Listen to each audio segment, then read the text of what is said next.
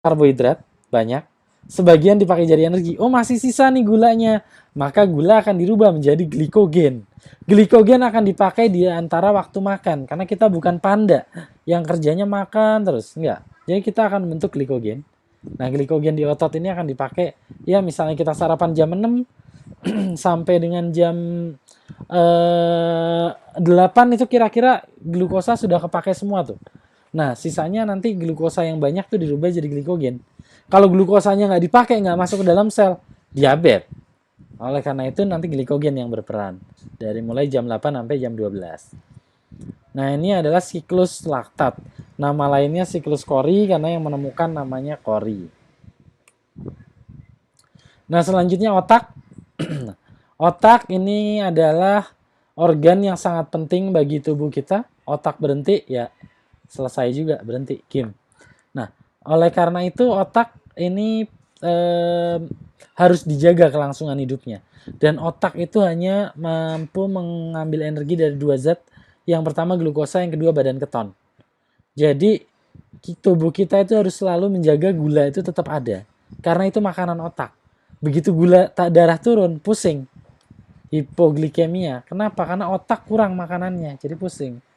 Makanya kalau mau belajar biokimia harus sarapan. Mau belajar biokimia nggak sarapan, pusing. Otaknya nggak ada nih energi untuk mengolah informasi. Udah gitu, oh saya sarapan Pak, apa sarapannya? Sarapannya nasi uduk, oke, karbohidrat. Pakai bihun, karbohidrat lagi. Habis itu pakai apa lagi? Oh ada kentangnya, karbohidrat lagi. Pakai apa? Ada tempenya Pak, tempenya diiris tipis gitu. Digoreng dengan minyak yang warnanya hitam. Wah udah rusak semua proteinnya. Nah, padahal protein nanti penting juga tuh buat nyusun enzim-enzim di otak. Jadi ada energinya, enzimnya nggak ada, berat mikirnya. Gitu ya. Jadi karbohidrat, protein itu harus terpenuhi. Nah, selanjutnya darah. Darah ini punya tugas yang sangat penting yaitu mendistribusikan nutrisi ke seluruh tubuh. Selain nutrisi juga darah mendistribusikan zat buang. Apa zat buang? CO2 itu zat buang. Dari otot dibawa ke paru-paru, dari paru-paru dibuang keluar. Itu kerjaan darah juga. Demikian sebaliknya, bawa oksigen dari paru-paru dibawa ke otot. Nah, sekarang ini COVID ini dia merusak sistem yang ada ini. Jadi virus SARS-2 yang menyebabkan penyakit COVID itu akan membawa infeksi sekunder pembentukan pneumonia atau penumpukan cairan di paru-paru. Karena cairan menumpuk, gas itu nggak bisa bertukar. Ibaratnya seperti pada wastafel itu ada pipa U biasanya melengkung itu untuk menjaga biar bau dari dalam itu nggak keluar gitu. Nah sama seperti itu. Gas oksigen sama CO2 nggak bisa bertukar karena ada cairan itu. Makanya orang jadi sesak nafas gitu itu. Nah selanjutnya darah juga mengangkut misalnya urea tadi atau amonia dari berbagai organ, diangkut urea untuk dibuang lewat ginjal. Nah makanya darah ini tidak boleh dimakan karena mengandung urea. Nah, urea ini sangat berbahaya kalau kita konsumsi. Nah ini ada 3 kondisi metabolisme tubuh. Kondisi pada keadaan makan, pada keadaan puasa. Sebenarnya ada makan, ada waktu antara makan, puasa, dan kelaparan. Jadi itu beda ya. Nah, entah kondisi apapun, gula darah itu harus selalu tetap. Kalau gula darah tinggi, diabetes. Gula darah turun, hipoglikemi. Nah, pengaturan gula darah ini dilakukan oleh 2 enzim yang sangat penting yang namanya insulin dan glukagon.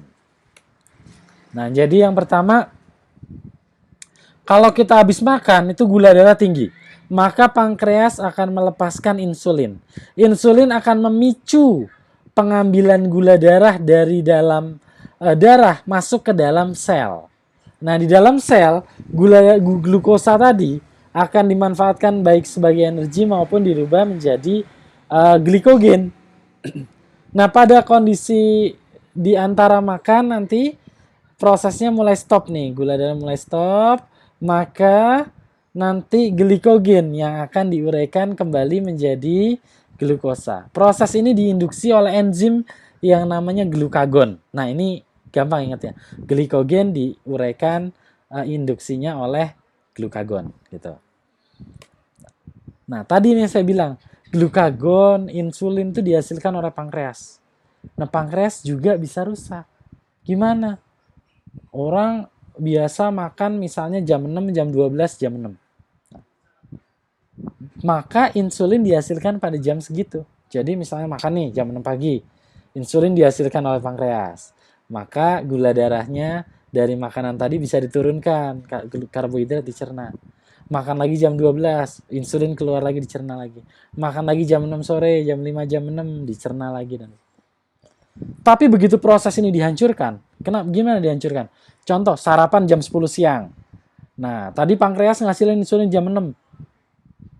Nggak ada glukosanya. Begitu jam 12, glukosa tinggi. Pankreas, waduh kita belum siap. Akhirnya apa? Gula darah tinggi terus tuh. Dari jam 10 sampai jam 12 siang tuh tinggi gula darah. Baru jam 12 turun karena ada insulin. Nah, makan malam sama lagi. Makan malam jam 9 malam. Akhirnya apa? Dari jam 9 malam sampai jam 6 pagi gula darah nggak turun. Nah, ini yang kalau terjadi berulang-ulang akan menyebabkan yang namanya diabetes. Kenapa? Sel pankreasnya stres, bingung dia. Ini gimana sih gue bikin insulin nggak dipakai, giliran nggak ada insulin malah makan, jadi pankreasnya rusak. Itu adalah kerusakan pankreas. Nah, kalau udah kayak gitu, harus kalau udah pankreasnya rusak tipe 1, maka harus suntik daripada insulin. Nah, ini juga berbahaya. Nah, yang kedua, glukagon itu tadi ya, kalau orang dia nggak pernah puasa, nggak pernah mengalami kelaparan sedikit saja, maka enzim dalam tubuhnya nggak ada yang untuk menguraikan glukagon, untuk menguraikan lemak itu nggak ada. Jadi glikogen untuk menguraikan glikogen nggak ada. Glukagon tidak dihasilkan. Saat dibutuhkan glukagonnya nggak ada. Akhirnya apa? Pingsan. Energi ada tapi nggak bisa menguraikan gitu. Ya. Nah ini orang dengan berat 70 kilo mulai cadangan energi 161.000 kilokalori. Energi yang dibutuhkan 24 jam 1.600 sampai 6.000. Mahasiswa 2.500 sampai 3.000 lah kalau cowok. Cewek 2.000 sampai 2.500 kilokalori. Jadi aman untuk 1 sampai 3 bulan. Nah, wah nggak apa dong Pak nggak makan. Tapi di TV ada yang 2 hari nggak makan meninggal. Tunggu dulu. Tidak makan ini itu kalau masih ada glukosa, ada lemak, ada protein. Begitu gula glikogen udah nggak ada karena sudah kelaparan sebelumnya. Lemak nggak ada ya sudah kurus. Maka yang diuraikan selanjutnya apa? Protein. Apa efek penguraian protein? Protein dan lemak, terutama lemak itu akan diuraikan menghasilkan banyak CO2 dan H2O. Apa H2O? Air. Jadi orang yang kelaparan itu perutnya besar, busung lapar. Wah, berarti makanannya banyak. Bukan, itu isinya adalah air dari penguraian lemak yang nggak bisa keluar. Kenapa airnya nggak bisa keluar?